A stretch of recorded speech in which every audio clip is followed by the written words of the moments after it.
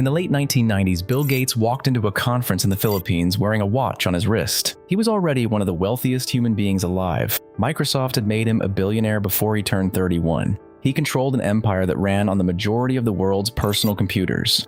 And at the start of that conference, he did something that nobody in the room expected. He cupped his left wrist in his right hand, held it up, and asked the room full of bankers to guess how much his watch cost.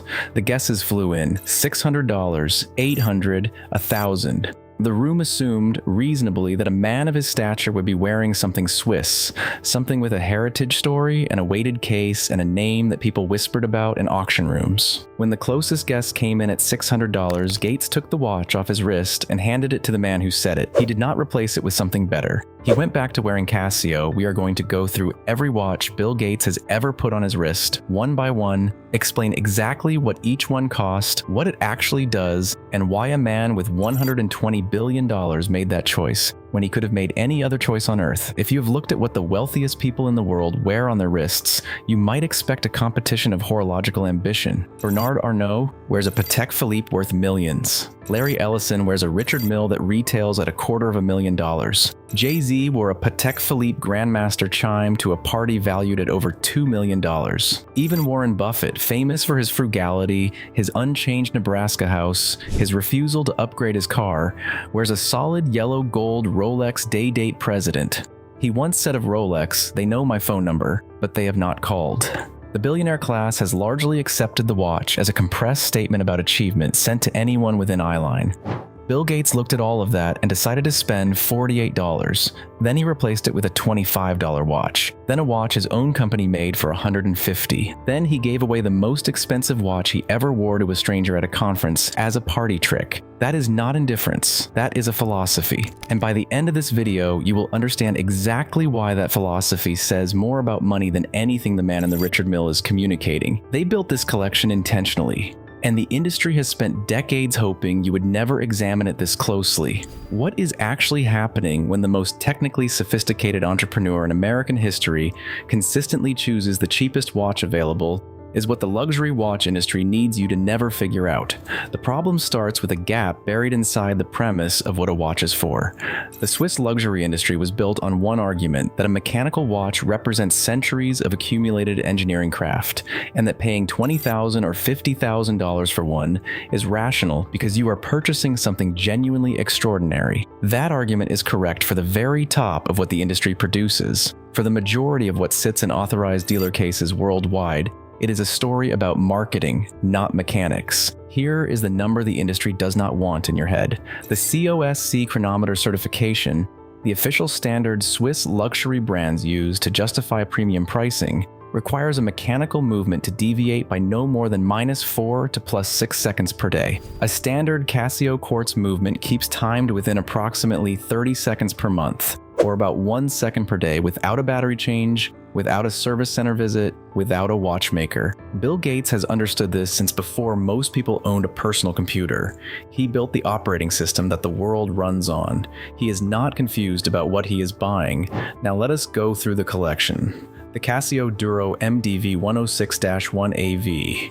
This is the watch, the one he wore on The Late Show with Stephen Colbert while discussing global health initiatives and tax policy in a lavender sweater, the one he has been photographed wearing in airports, at conferences, in interviews, on his wrist in front of people who are wearing watches that cost 40 times the annual GDP of some of the countries he was trying to save.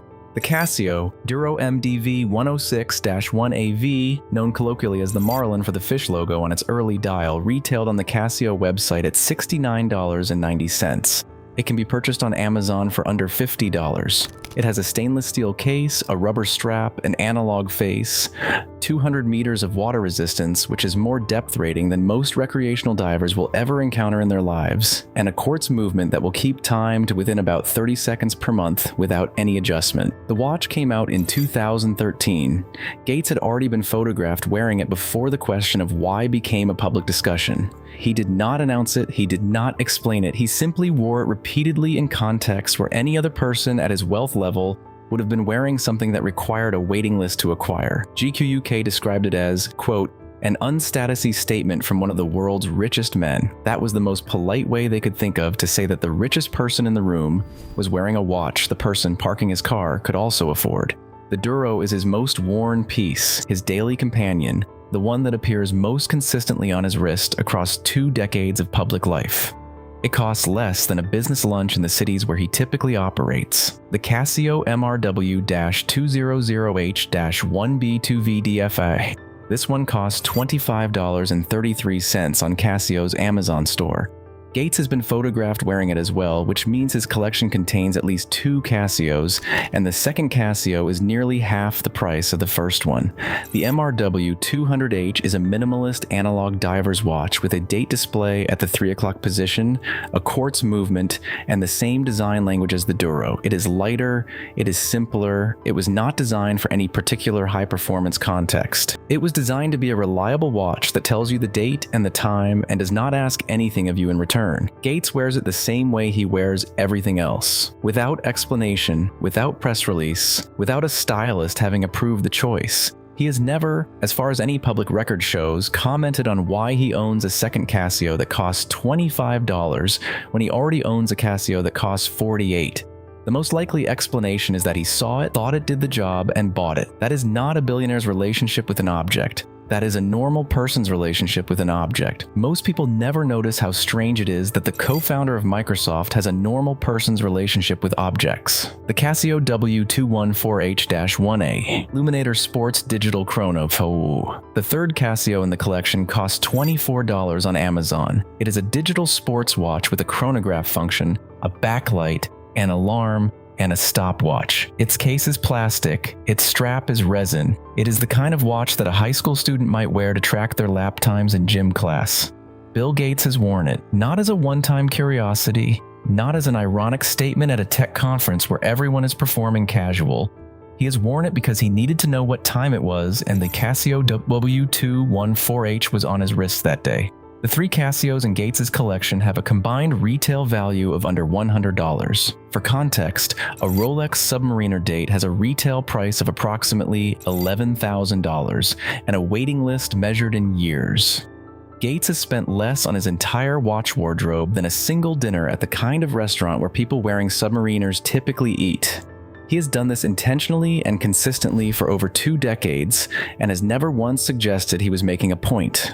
That is how you know he was making a point. The Microsoft Spot smartwatch. This is the most technically interesting piece in the collection and also the one that reveals the most about how Gates thinks about objects. In 2004, Microsoft launched Spot, which stood for Smart Personal Objects Technology. It was an initiative to put connectivity into everyday devices before connectivity in everyday devices was understood to be possible or desirable. Spot watches, manufactured in partnership with brands including Fossil, Suunto, Tissot, and Swatch, could receive weather updates, stock prices, sports scores, and AOL instant messages sent directly to the dial via FM radio signal. Gates wore and demonstrated one publicly at technology events. The Apple Watch would not exist for another 11 years. What Gates was doing on his wrist in 2004 was functionally a prototype of the product category that would eventually become a $50 billion industry. The Microsoft Spot was discontinued in 2008 because the infrastructure was too expensive to maintain and the market was not ready for it. It is now a collector's curiosity valued at around $200. For one brief period in the early years of the 21st century, Bill Gates was wearing the most technically advanced wrist-worn device on Earth, made by his own company, at a price that was still a fraction of a mid-tier Swiss mechanical watch. The philosophy remained intact even when the ambition scaled up.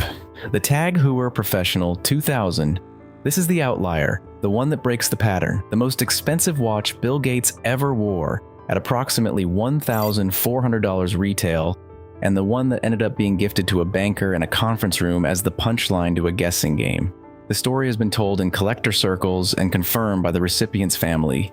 Gates wore the TAG Heuer Professional 2000 to a Microsoft conference in the Philippines in the late 1990s.